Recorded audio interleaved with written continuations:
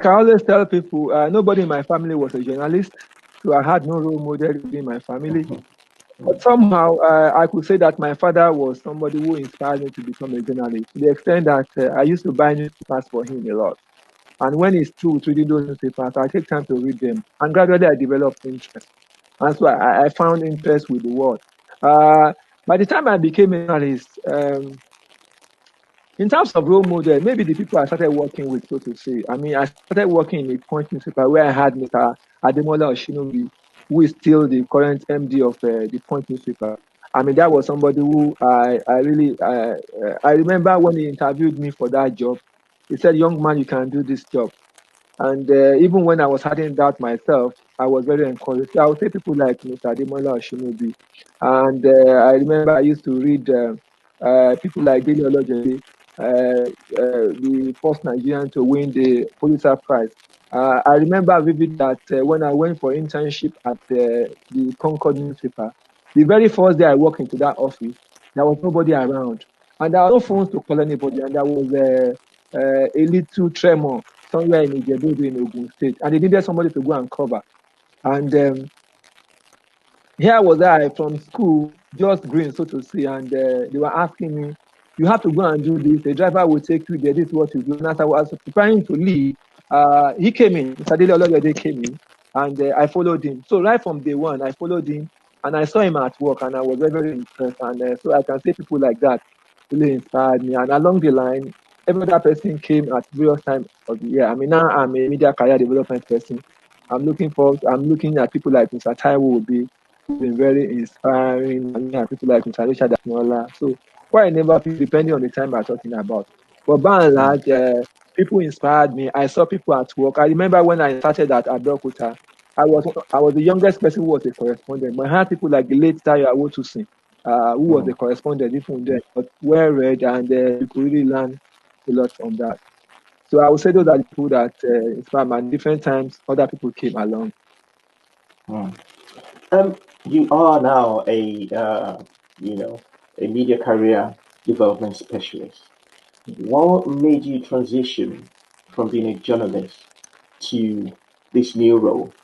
And the other thing is, we now have all sorts of journalists. Even people that have not been trained, that are probably not schooled in journalism, just picking up the paper and picking up a pen or the phones and sticking it into someone's face to ask interview and do interviews and without that much training.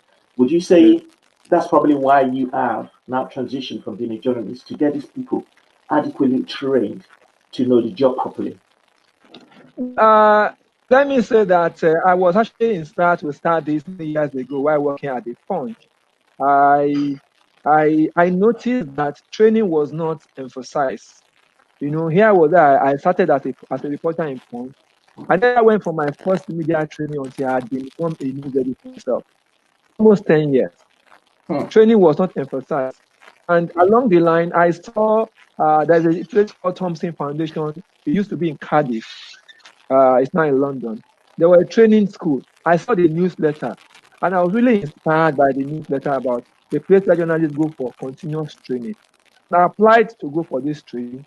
Thankfully, I went for training. 3 months, all expenses paid in Cardiff in UK.